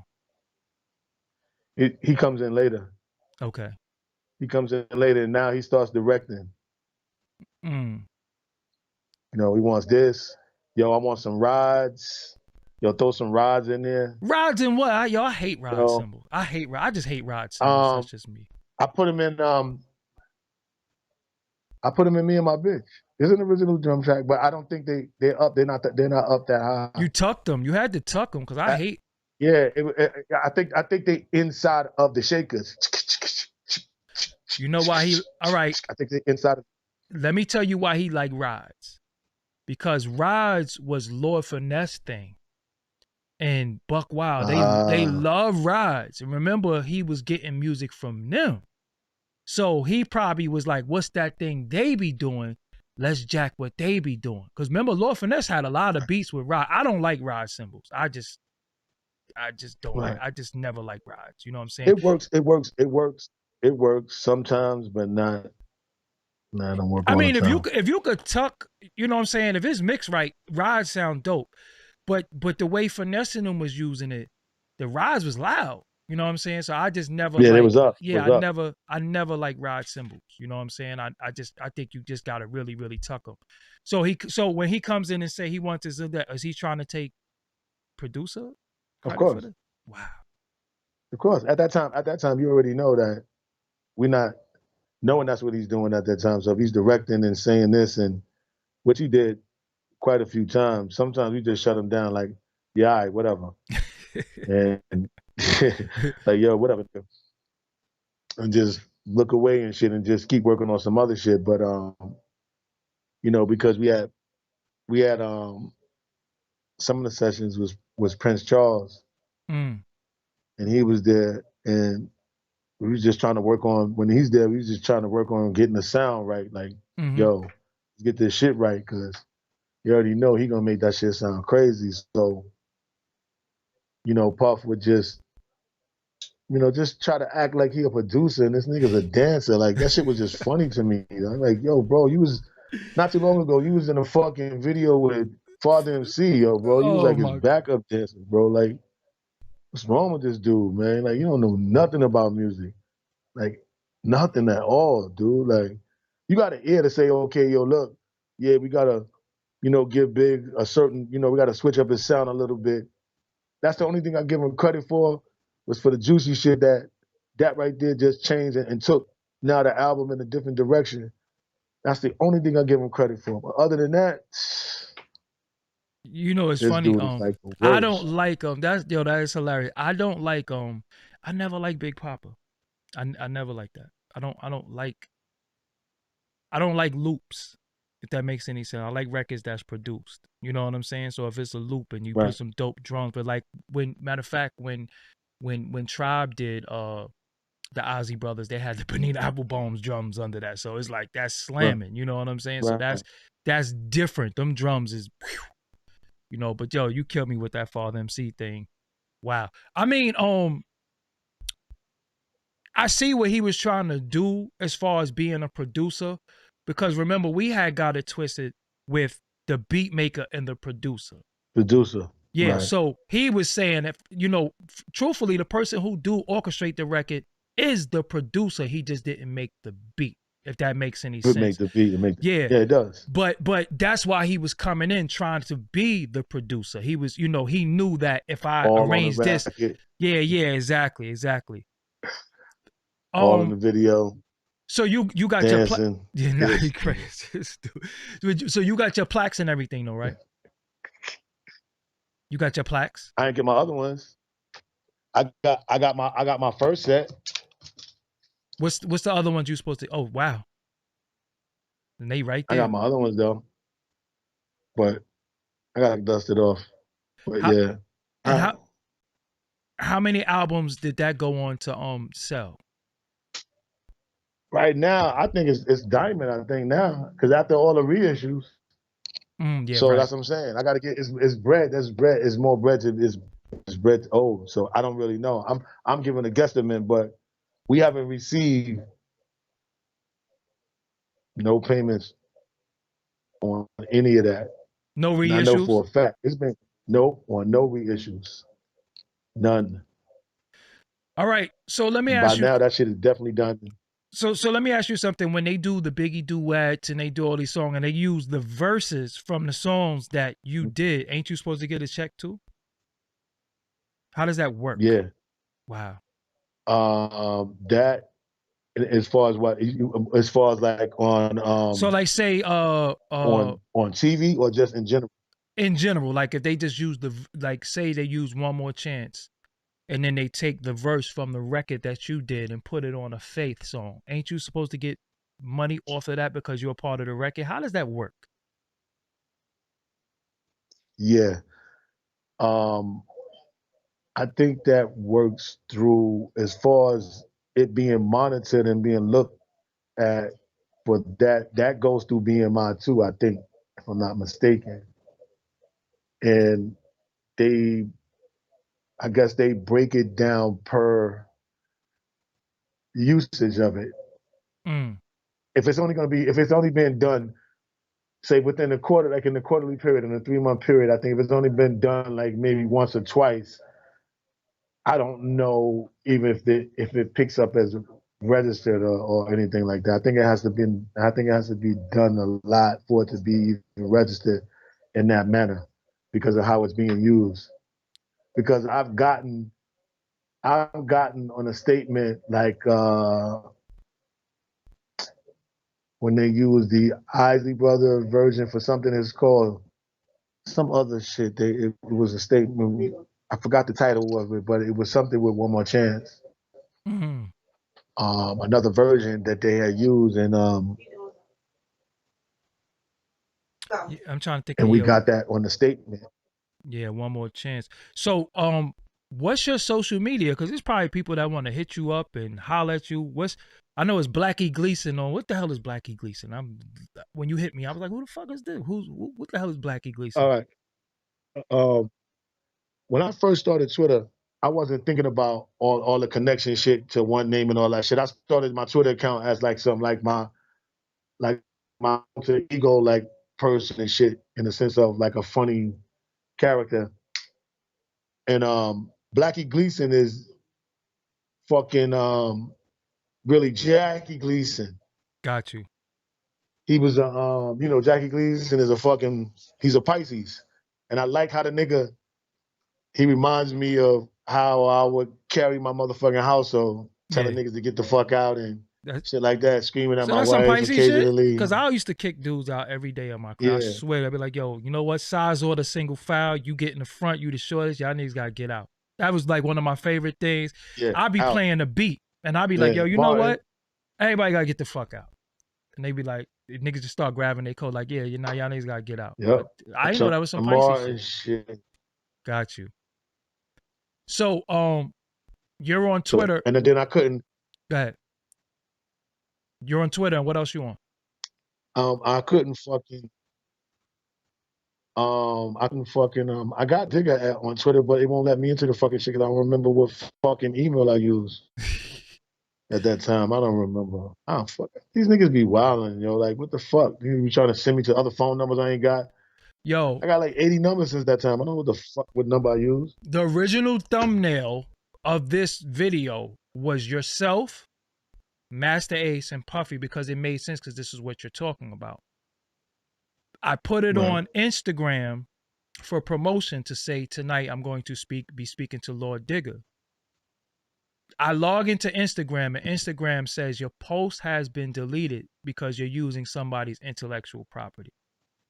So I'm like, oh, they deleting pictures off of Instagram because and I'm gonna be 100% real with you. I don't think that that's Puff, man. I don't think he's gonna pay Okay, attention to Instagram, and his face is all over Instagram in derogatory ways. maybe So not. yeah, so whoever did that, man, Right. you So know, so it's just corny because at the end of the day, yeah. everybody got a right to speak their truth. If it's not right and exact, rebut it, or ignore it. But as far as like getting posts removed and doing all types of stuff like that, I don't like that corporate side of this so-called hip hop street shit. When you start, getting posts removed and blackball, that's not what I'm about. And I'm glad That shit you is yeah, that shit is sucker shit. And I'm glad that you did reach out to me. And again, I can't say everything you saying is right and exact, but it's your truth. And you got a right to right, speak exactly. your truth because other dudes gonna get large platforms. And if a dude come out tomorrow and say, fuck Lord Digga, uh, he sold crack in the studio or something like that, everybody will believe. You know what I'm saying? And that's what I'm Right. tired of. And that's what my platform is about. I'm tired of dudes not getting a platform to speak. And then when you want to go speak to somebody, they be like, nah, I got a relationship with him. I can't, yo, Exactly. I can't do it. I don't Exactly. have a look, That that that's shit is that's corny. that's that fake black bullshit. That's that fake, I got loyalty to a nigga because he told me some shit about you or whatever, whatever. So I don't, me not giving me my just on me being who I am first. You meet me first and be a judgment of whatever the fuck that is. But Ex- don't demerit me and my credits of what I've done for this culture because of what somebody else said. Like, exactly. really, my nigga? Like, you gonna judge me on that, my nigga? Like, that shit is wild corny. Wild corny. I So was a street nigga long before I ever made a beat, nigga. So that's chill. That leave that shit alone. what you working on now? But yeah. Oh man. Yeah, just shoot me an email. Okay. That's it. I don't even Oh, want to talk to you about it. next Just shoot question. me an email. Next question. Your brother, Stimuli is your brother? Hmm? Yes. That's my blood brother. Shout out Your to Shasta Milan, my your nephews. your brother That's like Zaire and Cairo. your brother Huh? just was potentially going to be that next dude at one point. What happened with that situation? Well, it's this guy named Sean Carter. Wow. See, what happened was he was signed to I think Virgin, Okay. something like that. Straight up, something like that. Lenny S was running over there, like he was head of the, I guess, black music department over there at Virgin or something like that. And he was signed over there at sort of kind of like they was working with him. Mm-hmm. And when Jay Z went over to Def Jam, he told Lenny to quit and bring his artists with him. Mm. And Lenny quit and brought Shah Stimuli with him.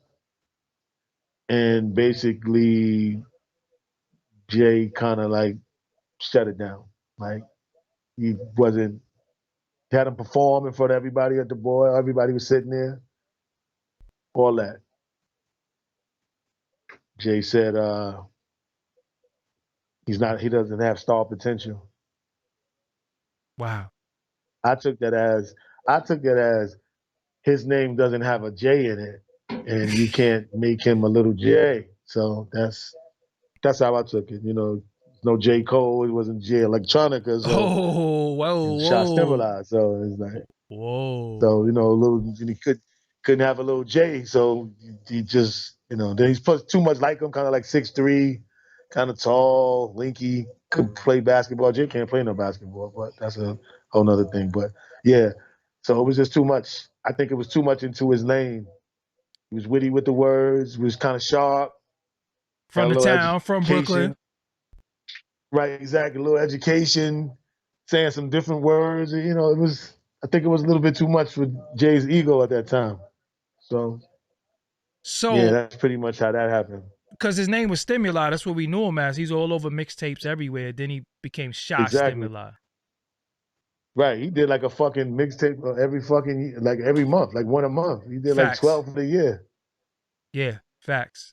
One of the One one. year he did that shit. So yeah. So he quit. He don't even rap no more, right? I think he, oh, family life and fatherhood and, different things that life just in general. Some take, you know, precedent over other things in life sometimes. But I'm gonna say he quit, but he, he he's on Instagram and I think Twitter too. But I'm just saying the He was Jay-Z he did situation some stuff. discouraged him. The Jay-Z situation discouraged him. I, I, I'm gonna say that, Okay. and I Damn. think and I think too outside of Lenny S, not really. I don't think Lenny S really went hard for him. That's Mm. my opinion. As hard as he should have. That Jay's your man. Like Fight for him. I think you name your son like your son after him, like something like that. I don't really know. I'm not sure. Who named their son after Sean or who? something. I don't really know. After Jay, don't Lenny got a son or somebody got a child or they named after. I don't know Oh, I don't something. I know. don't know. I don't know. But You leave that one alone. I um I don't think he fought hard enough for that Gotcha. for his artists at the Got, time. got you. After Jay tells you to bring him to the label, Yeah, you could have left them over there. so Should have just left them over there if that's the exactly, case. and just Wow. so Wow. hey, Um, have you tried to work with Jay-Z or any of these artists like that? Have you gave them music? what up? What up with? I met up. I met up with Jay in 2000, I think Mm-hmm. 2000, up at Sony Studios. I played him some shit.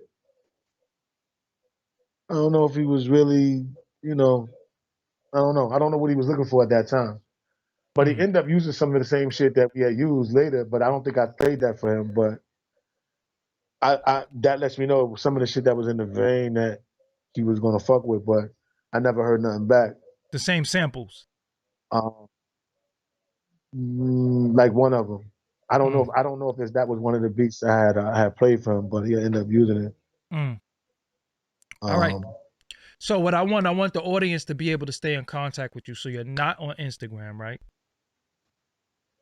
yeah, I am on Instagram as the highest man alive. The highest man alive. Okay, I'll make sure your D gram. uh I'll make sure your D Instagram is the A first. Go ahead, say it.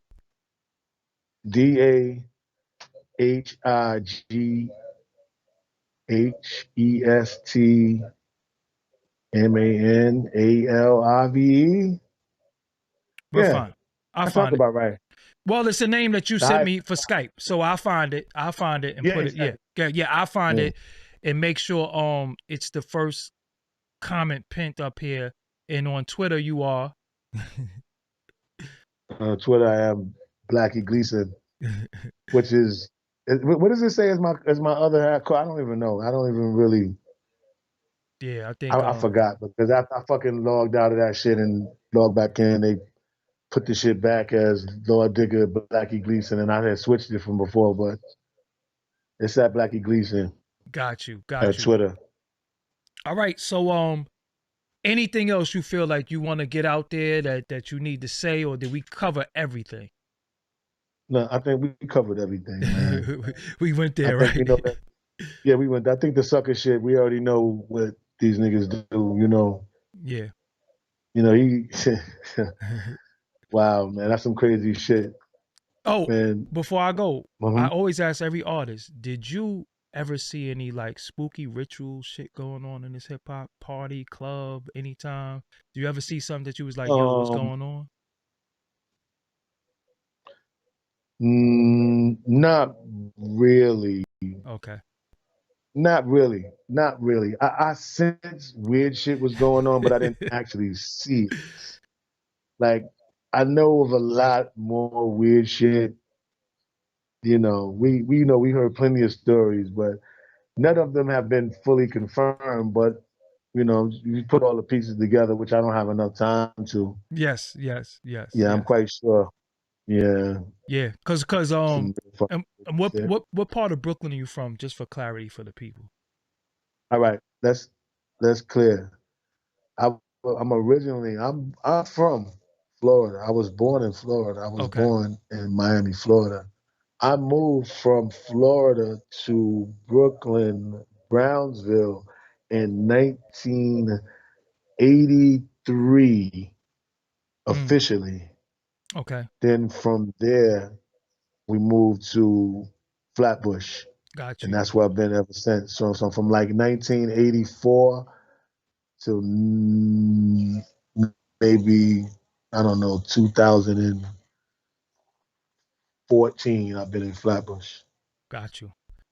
All right. So I'm gonna make sure his Instagram is the first. What you prefer, Twitter or Instagram? You can't even get in your Instagram, right?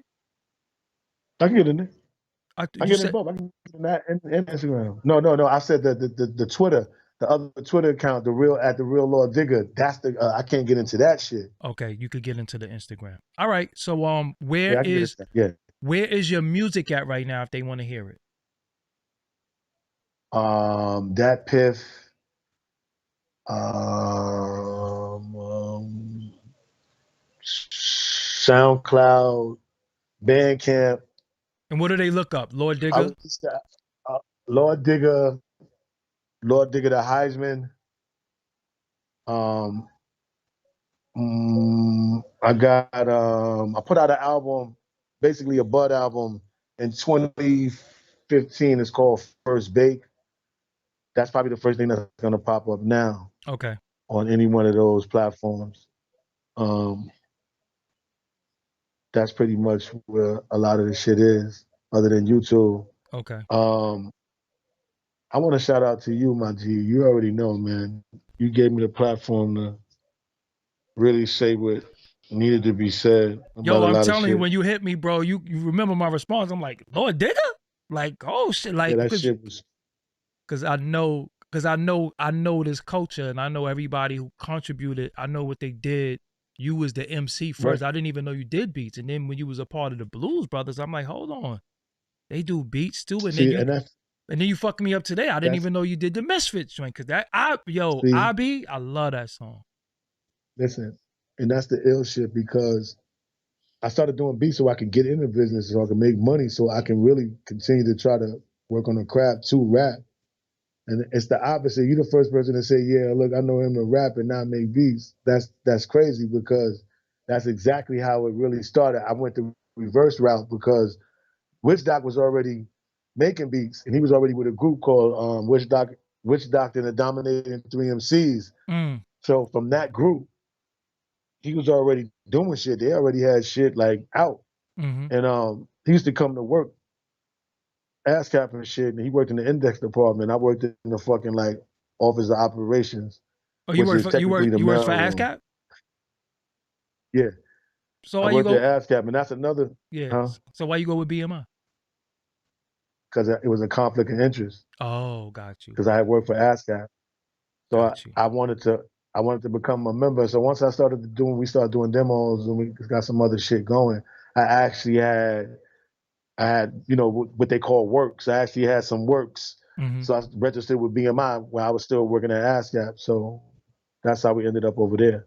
But Got you. yeah, he used to come with the tapes, and I used to just take a lot of them shits, take a lot of the beats, and just try to write as much as I could until now. I was going to his crib and actually making them shits myself. Got you. Got you. So All right. So that's how a you lot of that shit started. and so your first piece of equipment was the ASR 10. What was your first piece of equipment? Yeah. Got you. You No, still mine's personally. yeah. Oh, whoa. Hold up. That's another thing. Hold up. I never had any equipment. Let's get that straight. So you would use Me, I uh-huh. never. I always went to. I would always. I would either go to Norm or either go to Ezo crib and make Mm, everything. got you. Got you. I don't know if you. Okay, here's another remix too. There's another one that I forgot. I don't know if you remember this group. The Dreadnoughts.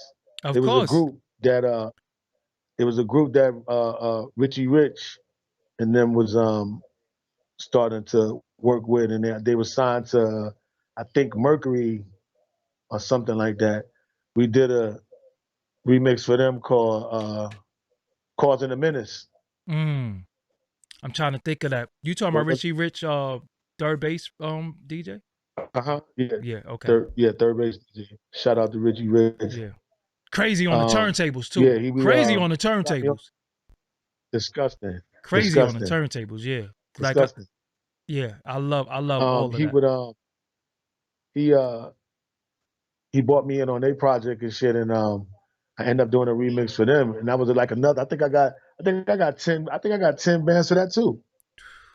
It was I caking. got 10 bands for that too. That shit was crazy, and that shit ain't really come out like that. But that song is hard. If you go listen, go look that up.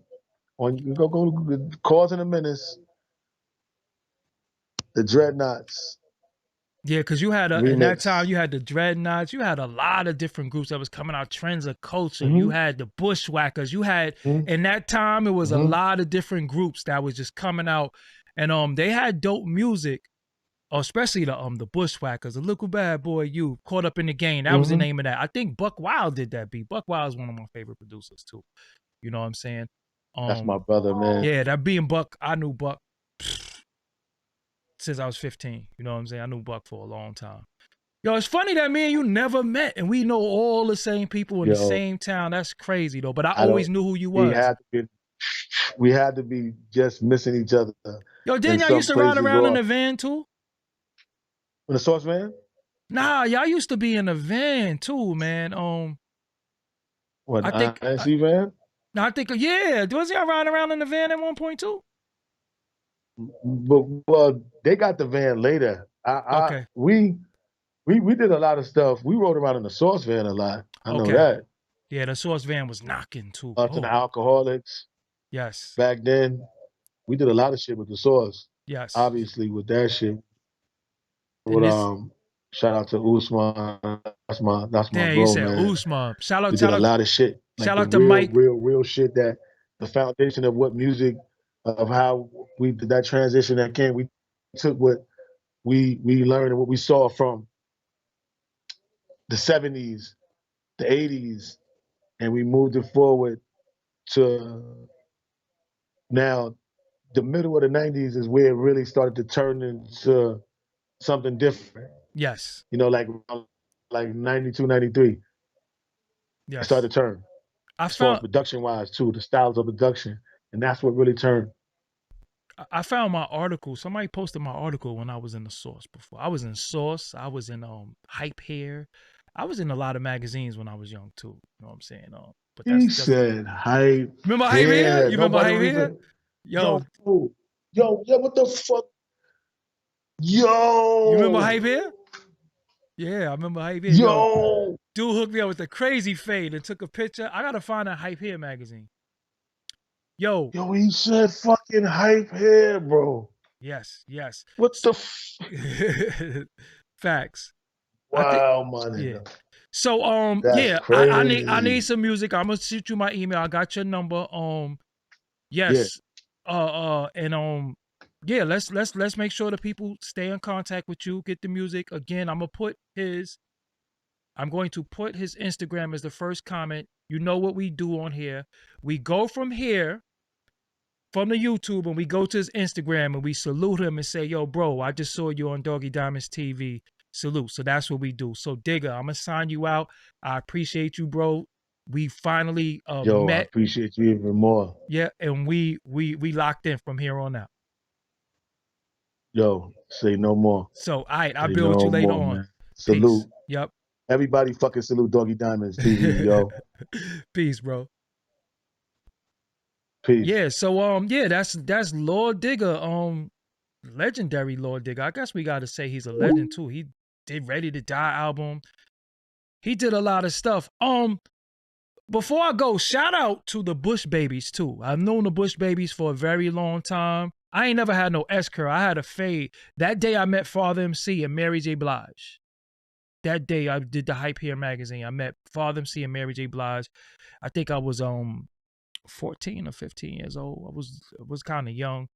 Yeah, I met Father MC and Mary J. Blige just came out. And I met Father MC, was mad cool, but they hooked my hair up and they took a picture. I'm gonna try to find that. It's somewhere out there. My Source magazine thing. Shout out to the Source magazine. Yeah. So this is Lord Digga. It's a lot of people in hip hop that are unsung heroes that definitely um um contributed to this culture, and these people need to be rewarded. If they got something that they want to say, good, bad, or indifferent, they deserve a platform.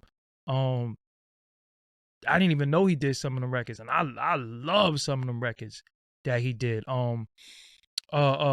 Actually, shout out to Paula Perry too. Extra, extra. You know, it's funny because when you talk about the Bush Babies, that was one of the beginning when you first saw Mos Def. Remember, Mos Def was there. You know what I'm saying? So yeah. And I think Tribe Called Quest did that. It's like this, y'all. It's like that, y'all. Represent for hip hop and not the rap, y'all. Remember they had Mr. Man, Lee Major, and then they had the reggae kid, Whitey. I think his name was YT. You know what I'm saying? Yeah, remember he was doing the reggae thing. This is early.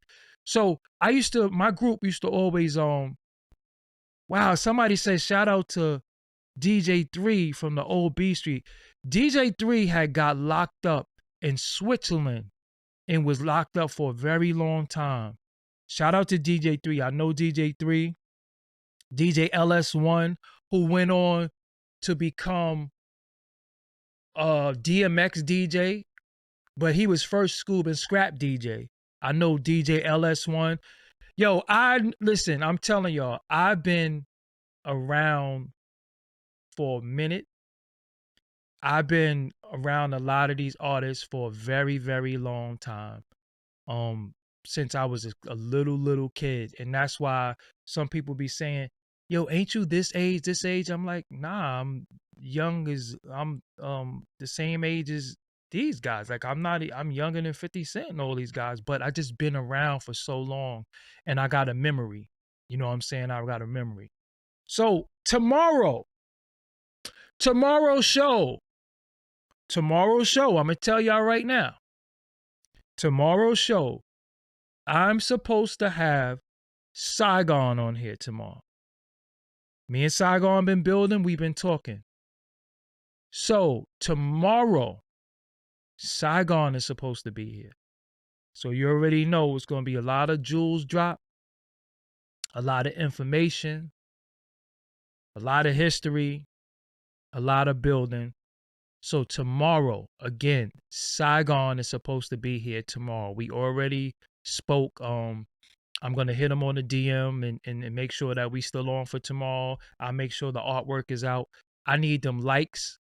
I need them likes to hit them likes. We at 800 right now. It's over 1,000 people in the room. If I could leave this room with 1,000 likes, I'll be happy. So Saigon is supposed to be here tomorrow. So yeah, I already have an interview with Saigon, on this channel, but he'll be here tomorrow live in effect. You know, so with that, I'm Doggie Diamonds. You know what I do. I thank y'all for joining me. Thank you for whoever donated, whoever sent me cash apps. Saigon has a project or a song dropping Friday. So he hit me up like when we doing this, you know. Again, if you have an artist that you love and you think they should be on the platform, hit them up and say, yo, you need to hit up Doggie Diamonds and get on here, because a lot of people hit me. I do not want y'all to think that I be reaching out to a lot of artists and they hit me and I be like, oh wow, hell yeah, you know what I'm saying? Because I just love the culture, you know. So yeah, again, shout out to my homie Knowledge Born, Allah, Do the Knowledge Radio. Can't really see the shirt, but this is the shirt that I have on. Do the Knowledge Radio, and it's do the is THA Radio, Do the Knowledge Radio. Make sure you subscribe to his YouTube. He does a lot of work. And that's my guy. So shout out to y'all for rocking with me. Damn, y'all made me want to go into a whole bunch of hip hop stories and all that stuff, because I got a lot of hip hop stories. Somebody said Gemini the gifted one. Yo, that funk soul sensation. Oh my God, I seen Gemini in the hood one day too. But shout out to y'all. If y'all love hip hop, I'm just trying to give y'all hip hop. I'm just trying to give y'all the culture. Again, people what I said, right? What I said was, I don't care who interviews who. I don't care what the interview is about. It could be about beef, whatever, but always talk about the music. So yes, as you can see, Digga had his grievances with who he had his grievances with, but we still talked about the music. That's what brings us all together. Shout out to Dion Low for the donation. That's what brings us all together. That's why we all here. You know what I'm saying? So with that, I'm out of here. I gotta go. And if y'all can, follow these instructions. I'm about to fly out to I'm going to Cali next Friday, the Gangster Chronicles 100th episode. I will be in California. You know what I'm saying? Yeah, so one day we just gonna talk about old groups. We just gonna talk about the 90s groups. Damn, somebody said Birdell's on Notion Avenue. All right, but let me tell you a story about Birdell's before I go. So Birdell's, I heard this this drum break, and it was called Impeach the President. Now, when I was young, I loved Impeach the President is my favorite drum break of all time. I've said it plenty of times. And I remember going to Birdell's saying to them, do you have this record called Impeach the President by the Honey Drippers? But I didn't know Roy C was in the group. So I think I went there and I was like, they was like, is it Roy C? I was like, no, it's called the Honey Drippers. So I wanted this drum break so damn bad. And I never got Impeach the President until I got it on the ultimate. Yeah, see, somebody said Roy C. I didn't know Roy C was in the group. Roy C did the songs I'm Stroking and all that stuff. Yeah, so, but it was called the Honey Drippers. And I was there just asking them for this drum break, and they just didn't know. Brodell, he didn't even know what I was talking about. So I ended up getting Impeach the President, because that's like the perfect record for you to freestyle to. I ended up getting Impeach the President from the Ultimate Breaks and Beats. You know what I'm saying? Ultimate Breaks and Beats. And it's the orange record. You know what I'm saying? It's the orange records. If you got it on 45, you know what I'm saying? So yeah, with that, I'm Doggie Diamonds. We had 800 likes. Before you leave, get the likes up. Yeah, I'm out of here, and I will holler at y'all later on. Peace. Make sure you click subscribe, youtube.com/DoggieDiamondsTV. Till next time, peace.